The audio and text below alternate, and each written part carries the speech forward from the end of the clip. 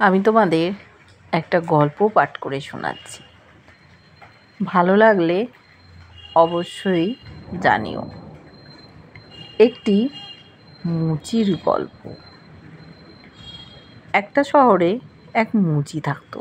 তার একটা ছোট দোকান ছিল, যা তার বাড়ির একদম পাশে অবস্থিত ছিল। সেখানেই সে নিজের হাতে জুতো তৈরি করত এবং সেই জুতো বিক্রি করে যা আয় হতো তাই দিয়ে সে তার পরিবার চালাতো। মুচি অত্যন্ত পরিশ্রম আর নিষ্ঠার সঙ্গে কাজ করত, কিন্তু সময়ের সঙ্গে সঙ্গে তার জুতো কেনার লোকজন কমে যেতে লাগলো। বাধ্য হয়ে তাকে নিজের বানানো জুতো খুব কম দামে বিক্রি করতে হতো। এতে তার সঞ্চিত টাকাও ধীরে ধীরে শেষ হয়ে গেল। এমনকি পরিস্থিতি এতটাই খারাপ হলো যে তাকে সংসার চালাতে তার স্ত্রীর গয়না পর্যন্ত বিক্রি করতে হলো। এই পরিস্থিতিতে মুচি খুবই হতাশ হয়ে পড়ল।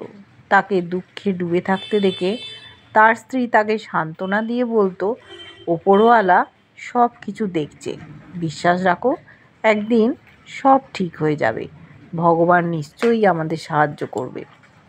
স্ত্রীর মুখে এই কথা শুনে মুচি কৃত্রিম হাসি দিত ঠিকই, কিন্তু ভেতরে ভেতরে সে চিন্তায় ডুবে যেত।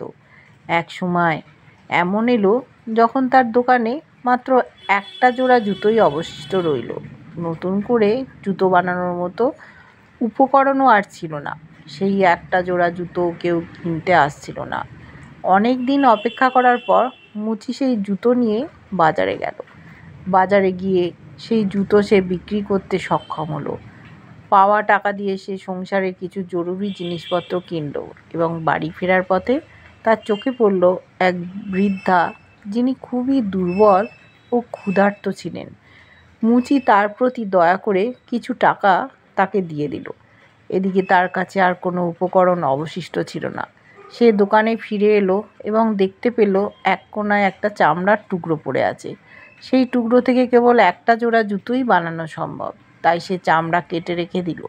ভাবলো পরের দিন আলো হলে তা দিয়ে জুতো বানাবে। পরদিন সকালে দোকানে এসে মুচি দেখলো যেখানে সে চামড়ার টুকরো কেটে রেখেছিল সেখানে এখন একটা সুন্দর জুতো জোড়া তৈরি হয়ে রয়েছে।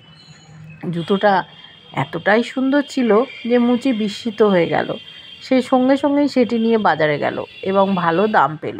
সেই টাকা দিয়ে কিছু দরিদ্র মানুষকে সাহায্য করলো এবং বাকিটা দিয়ে আবার জুতো বানানোর উপকরণ কিনে নিল।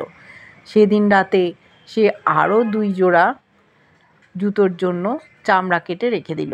পরদিন সকালে আবার দোকানে গিয়ে সে দেখল ঠিক যেমন আগের দিন হয়েছিল, এবারও 2 জোড়া সুন্দর জুতো প্রস্তুত রয়েছে। এইভাবে প্রতিদিন সে চামড়া কেটে রেখে যেত এবং সকালে তৈরি জুতো পেত। এরপর সেগুলো বিক্রি করত। এভাবে তার অবস্থা ধীরে ধীরে ভালো হয়ে উঠল। একদিন মুচির স্ত্রী বলল, চলো দেখি তো রাতে কে এসে আমাদের জন্য এত সুন্দর জুতো বানিয়ে দিয়ে যাচ্ছে। তারা সেই রাতে দোকানে লুকিয়ে রইল। কিছুক্ষণ পর তারা দেখল 3টে ছোট আকারের বামন দোকানে ঢুকেছে জানলার পথ ধরে এবং হাসি খুশি মেজাজে জুতো বানানো শুরু করলো। রাতভর তারা কাজ করলো এবং সকালে আবার চলে গেল। এই ঘটনা দেখে মুচি ও তার স্ত্রী সিদ্ধান্ত নিল যে এই 3 বামনের জন্য কিছু উপহার দিতে হবে। মুচি তার স্ত্রীর কাছে জানতে চাইল তাদের জন্য কি উপহার দেওয়া যায়। তার স্ত্রী বলল, তুমি খেয়াল করেছো তাদের জামা কাপড় আর জুতো অনেক পুরনো। আমি তাদের জন্য নতুন জামা বানিয়ে দেবো আর তুমি নতুন জুতো তৈরি করে দাও।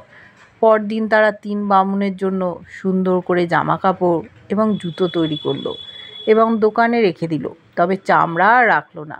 সেই রাতে 3 বামন যখন দোকানে এলো তারা নিজেরা উপহারের জুতো ও পোশাক দেখে আনন্দে উচ্ছ্বসিত হয়ে উঠল। সব কিছু পরে তারা নাচতে নাচতে চলে গেল। এরপর কয়েকদিন মুচি লক্ষ্য করলো চামড়া যেমন ছিল তেমনই পড়ে আছে। তখন সে বুঝে গেল এখন আর বামনেরা আসবে না। তার অবস্থা আগের থেকে অনেক ভালো হয়ে গেছে এবং এখন তাকে নিজের পায়ে দাঁড়াতে হবে। এই সময় মুচির হাতে যথেষ্ট অভিজ্ঞতা এসে গেছে। সে জানতো মানুষ কেমন জুতো পছন্দ করে। সেই অনুযায়ী সে নিজের তৈরি করা জুতো বাজারে বিক্রি করতে লাগলো, যা মানুষ খুব পছন্দ করতে লাগলো। তার কাজ আবার চলতে লাগলো এবং সে স্বাবলম্বী হয়ে উঠল। গল্প থেকে আমরা এই শিক্ষা পাই, অন্যের সাহায্য পেলে তার কৃতজ্ঞতা জানানো উচিত এবং তাদের কাছ থেকে শিক্ষা নিয়ে নিজের পথে চলা উচিত। কেবল তাদের উপর নির্ভরশীল হয়ে পড়া একেবারেই ঠিক নয়।